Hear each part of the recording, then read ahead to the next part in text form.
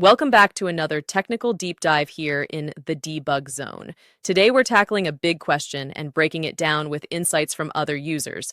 Hopefully this clears up some misconceptions and helps you get the answer you need. So buckle up, stay a little curious, and let's jump right in.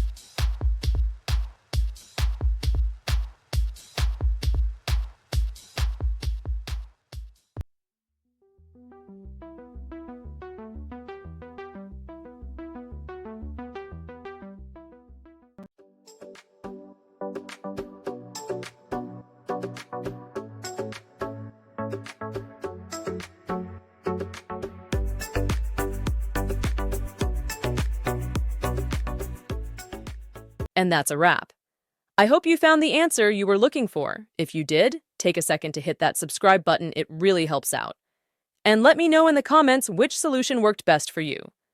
See you next time in the debug zone.